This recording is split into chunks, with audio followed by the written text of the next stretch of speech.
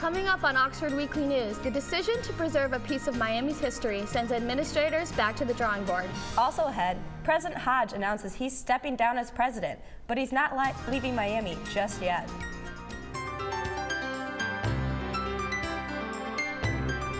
Welcome to Oxford Weekly News. I'm Emily Baker. And I'm Chrissy Zessin.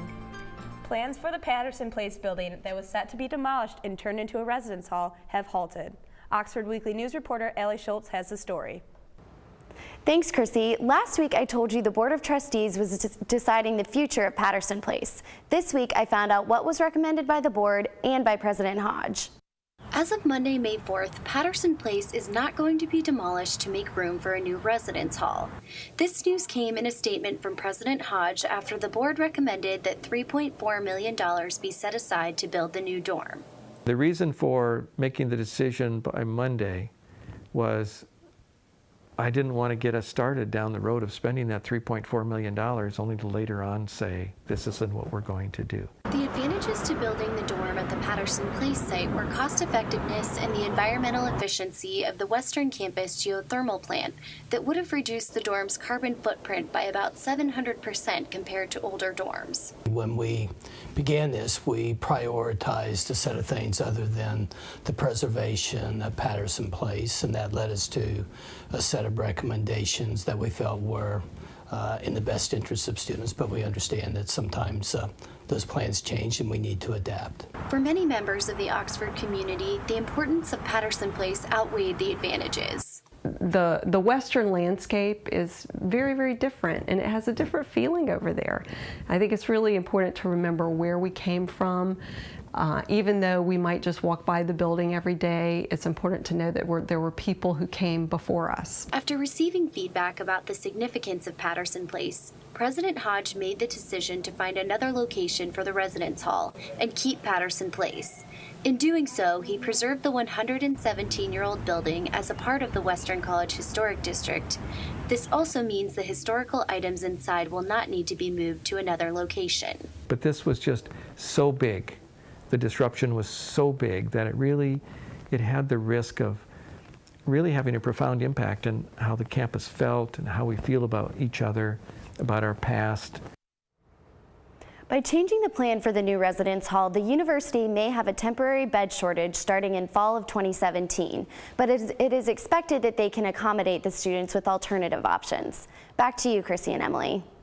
Thanks, Allie. On May 1st, President David Hodge put rumors to bed by announcing his plans at Miami. Oxford Weekly News reporter Katie Espolita has the story. The end of the school year is wrapping up, and Miami seniors aren't the only ones preparing to leave our small town, Oxford. President Hodge sent an email out to all Miami students and faculty announcing he will be stepping down as the president of Miami University as of June 2016. By next spring, he will have been here 3 years longer than he initially planned on staying when he joined Miami and said it's finally time.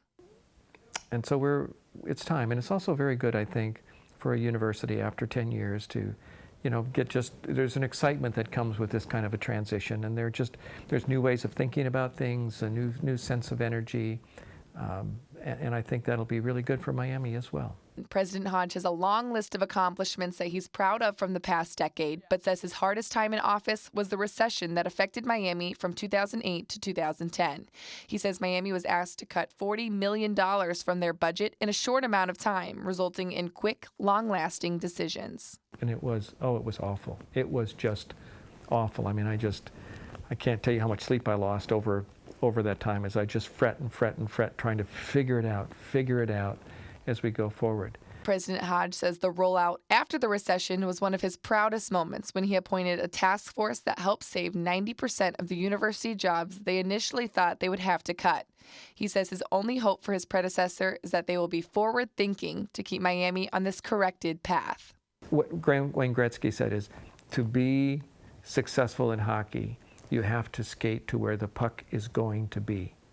And as a university, as we think about where we're going to be in 10 and 20 years, we won't be doing the same things we're doing today in the same way we're doing them. President Hodge's wish is that the initiatives he started, like Miami 2020, will continue after he's gone, and credits all of Miami for his accomplishments and says the people are what he's going to miss the most. When you meet somebody, there's just kind of an instant bond.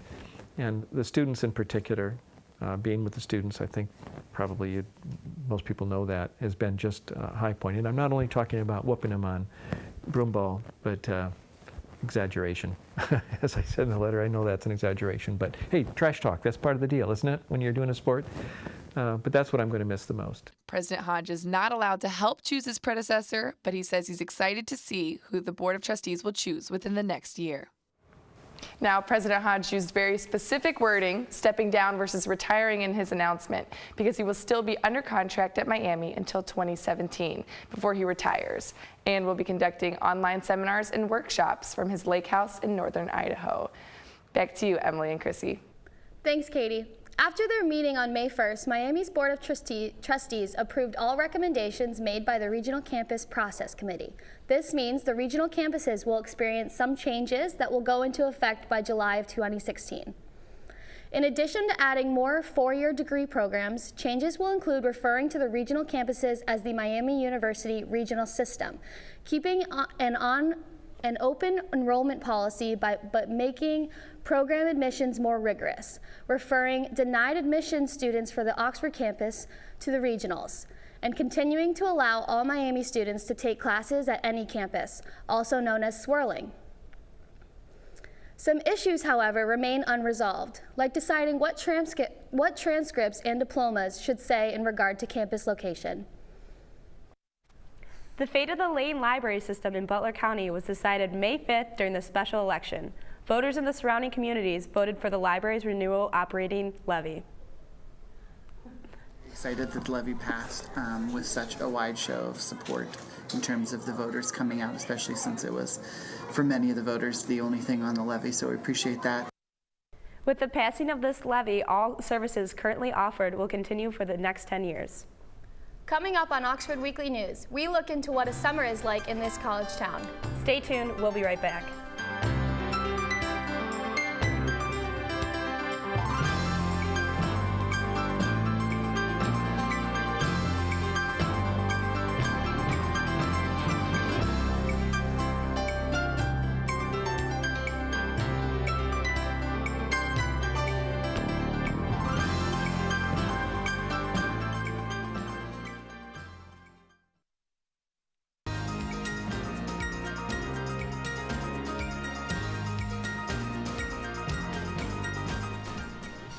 Miami Hamilton celebrated Cinco de Mayo with the return of a popular celebration. The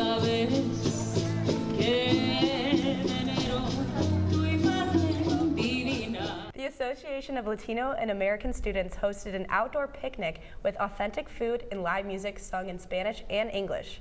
Students were welcome to enjoy the atmosphere and learn about Latino culture and what Cinco de Mayo is really about. We're just hoping that students get to know about the Hispanic culture, and also we want them to understand that the Cinco de Mayo celebration is not the Mexican Independence Day. It's just the battle between Mexico and France. The association says they hope to make the celebration an annual event. On May 1st, former Red Hawk cornerback Quinton Rollins was selected in the second round, 62nd overall, by the Green Bay Packers in the NFL Draft.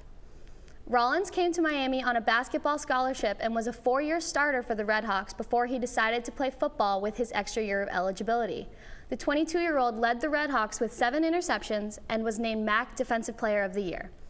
Rollins is now the highest drafted Miami football player since Ben Roethlisberger, who was drafted 11th overall by the Pittsburgh Steelers in 2004. On April 29th, Miami for Professors launched the American Association of University Professors Advocacy Chapter. Professor Keith Tuma says the group was formed so that faculty can have a stronger voice in decision making.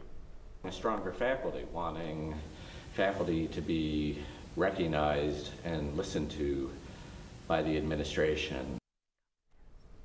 Tuma says the group's main concern is to strengthen governance at Miami. Miami University's archive collection is set to be moved by June of 2016. Because their current location at Withrow Court is being torn down, the archives will find a new home on King Library's 3rd floor. The collection houses the University Archives, Western College Memorial Archives, and the Oxford Female College Collection. Jackie Johnson, interim university archivist, is excited about the move. Once we move from this spot to our new location, we're going to be right in the center of the library system. And so that's going to make us more visible across campus. Also, you know, what happens is people may be walking by and just want to drop in to find out more about what we're doing, what we have in the archives. About 3,000 boxes will need to be transferred to move the entire collection. The summer months in Oxford are seeming desolate, with the majority of the population home for summer break. Oxford Weekly News reporter Vanessa Thornton takes a look at what life is like for those who do stay in Oxford this summer. Oxford summer is laid back when students leave after the semester, uptown businesses take a hit financially, and professors kick back and relax during the slow season. 9 out of the 12 months of the year, Miami students help local businesses financially. When summer rolls around in May, 16,000 students make their way back home. During the slow season, local businesses try to survive without the college students. After opening for 31 years, Skipper's owner, Andrea Marantos, has learned to balance out his money during the slow season. After so many years, you kind of, you work the 8 or 9 months real hard, and then hopefully you take a little time off over the summertime and kick back a little bit. Clean up your place, get everything straightened up, and look forward to the next year. Skipper's is not the only business struggling. Outdoor equipment and apparel shop, Seaview Outfitters, notice a decrease in sales. The summer allows their business to get inventory ready, fix kinks, and plan for expansion. Probably a year from now, we'll really be getting into it, but the big plans for this summer is finding a great spot, so we'll probably do some traveling to find a third location for us. As students leave for the summer, professors are on their own adventures too. Then I'm actually going to just try to relax, and my wife and I will do some traveling. She's got a conference. She teaches over in the education department. She has a conference in St. Louis, and I'll probably go with her. Dr. Kleiman also is leading a program in Washington for students over the summer. Oxford may be a ghost town during the summer term, but businesses have learned to rely on locals to draw in a crowd. Until the arrival of students in late August, locals take advantage of the parking spots uptown and enjoy the nice weather. Thanks, Vanessa. The Oxford Fire Department has confirmed the cause of the fire that occurred on April 30th at 419 South Locust. The preliminary cause of the fire was from welding by a construction worker. The fire was confined to the walls, and the exact cost of the damages is unknown. We will keep you updated on the progress of that building. This past semester, 8 students began a journey with one idea in mind: give the city of Oxford the news that they deserve. With the help of their 3 trustee mentors, Ringo Jones, Steve Beitzel, and Joe Sampson, Oxford Weekly News was born. I took a look back at four of those students' experiences, and here's what Benji, Allie, Katie, and Emily had to say about their semester with OWN. This is what I want to be doing, and to be able to do it in as real a way as any. As we made it as professional and as legitimate as we could, and I thought it was really amazing. Like every Friday, being able to produce the show and then look back at it and be like, we did every single part of that. I love it. I love it so much, and I'm gonna miss it. It's just seeing our final production of our newscast every Friday, you know, seeing all that work that we put in and seeing the final production. We got so much hands-on experience every week. We got to turn stories, which is different than any other journalism class I've had. So I came out with a lot more firsthand experience that I could speak to in interviews and skills that I can use in a job. I loved, you know, putting the story together from beginning to end and kind of having a little more content than just a voiceover. My first package that I got to do was It's On Us campaign, so that was fun. And that was also a good story because the campaign was very visual and they had stuff all over campus and it was a good cause, so that was a good one. And I also learned a lot about graphics that week, so which are helpful. My favorite package was Quentin Rollins' Pro Day, and it was my favorite package because I want to be going to sports broadcasting or reporting, and it was just a really great experience to see his Pro Day and see all the scouts come out to watch him perform. I really enjoyed covering the Patterson Place story last week and then updating it this week. It's a really visual story because it's a house with a lot of history in it, so even though I usually don't enjoy editing, I actually enjoyed editing last week because there was so much to put into the package. And producing that show for Scott Galloway and having an actual news director come in and get to watch the show that I get to put together. My most challenging story was the social media story that I did, because I had wanted to do a story like that for a long time. And I'd listened to a few podcasts with a lot of good stories like that. I'd seen good stories like that, and I wanted to do my own that was strong and told a good story, but it had been done a lot, and I also needed people to kind of open up about their own personal experiences, which isn't always easy, I learned. My hardest package would be the Chinese Confucius Institute, because, you know, it was different. I normally do sports packages, and that was just a whole different event, but I enjoyed it. The hardest was probably the Green Beer Day t-shirts, just because people weren't very willing to talk to me, even though it's just, you think it's just t-shirts, it's kind of an underground business situation. So I had to do an anonymous interview, which then gives you issues with B-roll because you can't have them on camera. So I struggled with B-roll a lot for that package, and just getting people to talk to me about the subject was difficult. The Becca Eldemeyer story, and I talked to her boss at Best Library, and he broke down in the middle of the interview, and it was a week after that she was killed. And I think that was the hardest thing for me, because as people, not reporters, but we all have these emotions and empathy for, you know, people that are hurting, and having to sit there behind a camera and watch a grown man break down was hard. And I remember my eyes were filled with tears just watching him, because you feel for that person, and to some extent you don't want to just feel like the camera itself, like you want to have like this human interaction with these people, and I wanted to just stop recording at that moment and just like hug this man. Like, I didn't know, and it was just, everyone was going through such a hard time, so that was the hardest package I've had to do, but that interview itself was the hardest one that I've done ever. I'm gonna miss the experience. I'm gonna miss the team. It's nice to, like, there's only 8 of us, and then we've got a few teachers, so I'm gonna miss being so close-knit and being able to count on everybody. I'm gonna miss all of my classmates and Professor Sampson. I'm gonna miss that we have, I think the Oxford community is being small and being so tied to Miami, it's really easy to get interviews usually, and people are usually very willing to talk to you, and it's nice to have so many people willing to help me with my stories, and I think that's not gonna be the same when you go to a bigger place, and so it's been nice to have that. Everything funny that happens is more behind the scenes. I think our Oxford Weekly News crew we get along, and when the cameras aren't rolling, I think is when the funniest moments happen. And I think the cohesion between the group is really awesome, and I am happy to be a part of it. After the break, we will hear from the other half of the class about their experiences on Oxford Weekly News. Coming up, the Miami Bookstore attracts the masses to their end of the year's blowout sale. We'll be right back.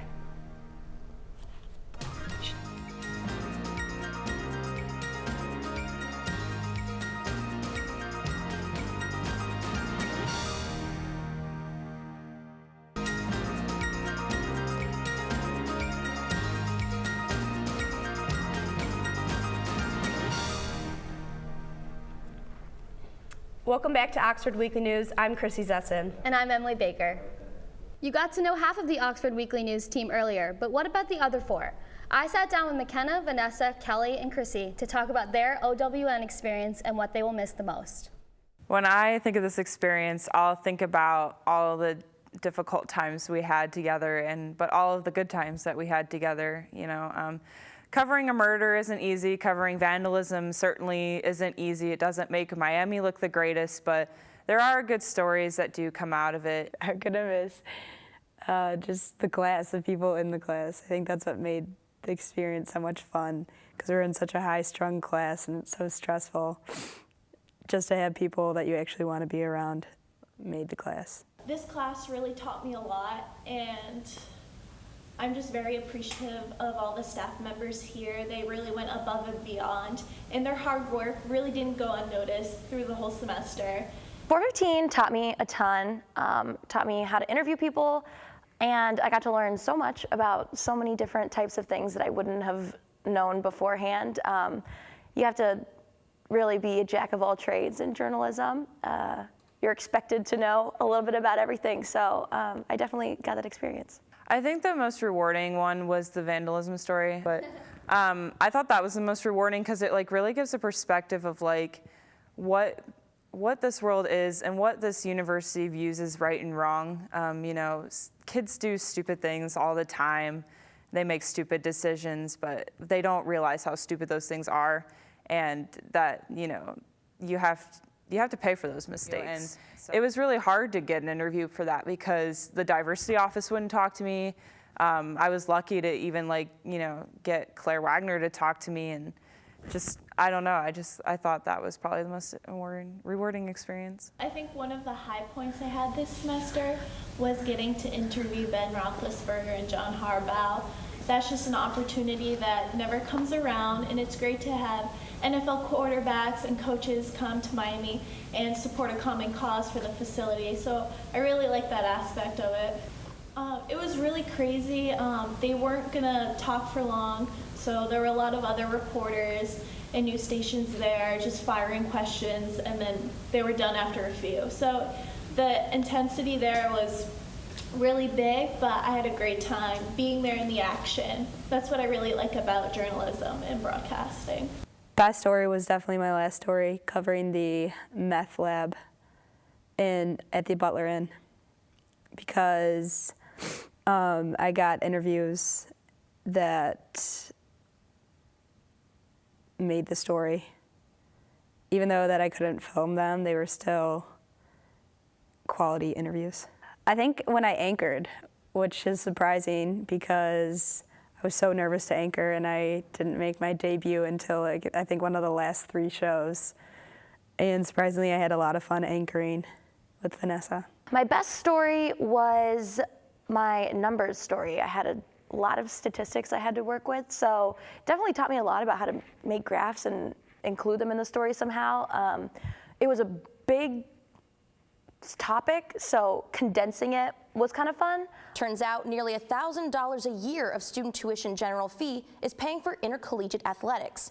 Figuring out what to include and what not to include, but I was really proud of myself, so maybe that's why I think it's my best story. Of course I'll miss 415. I'll miss Joe and everybody's bloopers and, Vanessa lip syncing and I think the amount of hours that I spent in this building was definitely a high and low in both respects.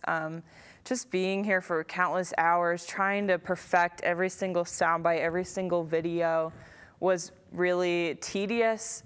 I would definitely say some other highs here at Miami and 415 in general were just really learning what I love to do. I think this class solidified what I want to do and what I love to do. I think if I don't do the news and I choose a different career path, I think a lot of what I've learned in this class will carry over, like interviews, just sitting there talking to people. So I think it was a good learning experience overall. My favorite memory this year was anchoring for the first time. That was something that I've never done, but it's always cool to be in the spotlight and talking about news in Oxford and Butler County. I think my favorite show would have to be the first one. It was just a new experience for me, and I really liked learning all the production cues and working on camera.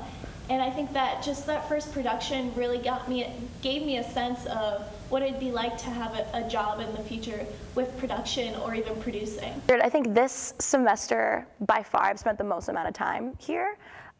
So it's going to be strange leaving and graduating and not coming back here every single day to spend hours into the night, 1 a.m., still here working on stuff. I'll definitely miss it. This is kind of like home for me, like senior year, so I don't know, it's a little sad. I'm going to miss my team, all 8 of us. I think working with everybody has been awesome. Everyone's been good. Nobody's had any problems or anything, so I'm going to miss this class. All of us here at Oxford Weekly News want to thank our teachers and coworkers for all of their hard work and dedication to our show. After being forced to find a new location last spring, Bill's Art Store is closing. The art store was asked to relocate the High Street location by the owner of the building, the Sigma Chi Foundation. Bill's Art Store relocated to 2 miles away near Walmart, and business was less than successful to keep the store above water. The High Street location was a historic building, and Sigma Chi Foundation planned to tear down the back end to leave for developers as a vacant lot. The Miami bookstore Moolah Madness sale is in full swing. The sale features 15 days of savings with a different sale each day. The sales are a hit with students as they flock to the Shriver Center front patio that's filled with merchandise. Savings are up to 85% off on the merchandise, and the staff work hard all week to keep the sale organized and running smoothly with the amount of students purchasing items. The sale goes until Friday, May 15th, so be sure to stock up on all things Miami and even electronics. The Miami Performing Arts Series announced the entertainer for Family Weekend. SNL comedian Seth Meyers will be performing on Saturday, October 17th. Tickets go on sale June 1st and will be $43. An unlikely graduate will be joining students at commencement May 16th. After 30 years of taking classes, Assistant to the President, Debbie Mason, will receive her degree in Integrative Studies with a 3.97 GPA. Congratulations to Debbie and all of her dedication and hard work. May is Older Americans Month, so we have a fun fact about our aging population that you may not have known. There are more people over the age of 60 than under the age of 15. With a longer life expectancy, the aging population is growing every year. That's all for this week. Thanks for joining us. I'm Chrissy Zesson. And I'm Emily Baker. You can watch us online at miamiohtv.com. Also, connect with us on Twitter and Facebook at Oxford Weekly News. For our last time at Oxford Weekly News, have a great week.